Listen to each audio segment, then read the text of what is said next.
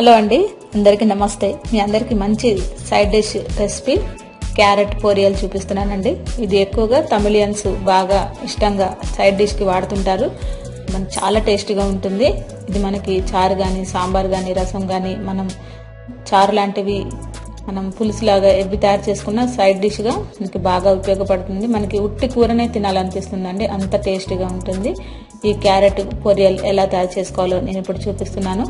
ముందుగా మీరు ఒక అరకిలో క్యారెట్ని తీసుకొని పైన చెక్కు కొంచెం లైట్గా తీసేయండి.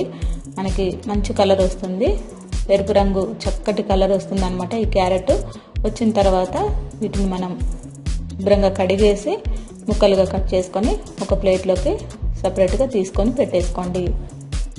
ఇలా కొంచెం లావుగానే ముక్కలుగా కట్ చేసి పెట్టేసుకోండి. ఇలా తయారైన తర్వాత మీరు కావాలంటే సన్నగా కూడా కట్ చేసుకోవచ్చు. ఇప్పుడు మీరు కళాయిలో ఒక 4-5 స్పూన్లు ఆయిల్ వేసుకొని, ఇది మనకి ఫ్రై అవ్వాలి కాబట్టి ఒక 4 స్పూన్లు ఆయిల్ పడుతుందండి. ఇప్పుడు మీరు దీంట్లో జీలకర్ర 1/2 స్పూను, అలాగే ఆవాలు, ఎక్కువ పదార్థాలు ఏమీ వేయనవసరం లేదండి. అలాగే దీంట్లో మినపప్పు మంచి ఫ్లేవర్ వచ్చేంత వరకు వేయించుకోవాలి. ఈ ఫ్లేవర్ అనేది క్యారెట్కి బాగా పడుతుందండి. మినపప్పు, జీలకర్ర, ఆవాలు మంచి బ్రౌన్ కలర్ వచ్చిన తర్వాత దీంట్లో మీరు పచ్చిమిర్చి వేసేసుకోండి. ఇందులో నేను కారం వాడట్లేదండి, అందుకని ఒక 5-6 ఎక్కువగా వేసాను. అలాగే కరివేపాకు కూడా కొంచెం వేసుకోండి, ఫ్లేవర్ చాలా బాగుంటుంది.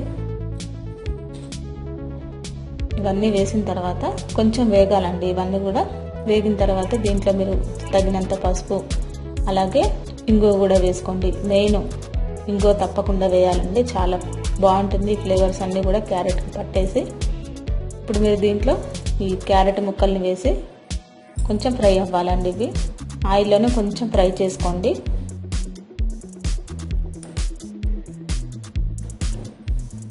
ఈ ముక్కలు వేసిన తర్వాత ఒక 2 నిమిషాల పాటు అలా ఆయిల్లో ఫ్రై చేసుకోండి.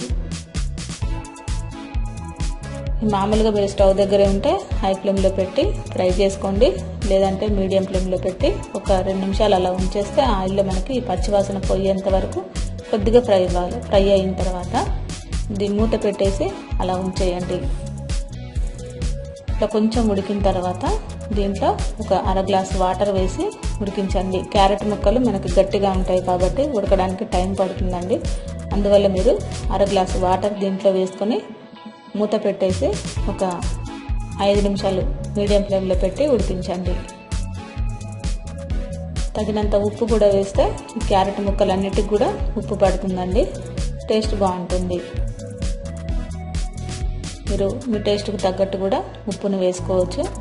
ఇలా వేసిన తర్వాత మూత పెట్టేసి అలా ఉంచేయండి. మీడియం ఫ్లేమ్లో 5 నిమిషాలు ఉడికిన తర్వాత ఈ వాటర్ అంతా కంప్లీట్గా ఇంకిపోవాలండి. ఇప్పుడు మనకి క్యారెట్ ముక్కలన్నీ కూడా ఉడికిపోయాయి చూడండి.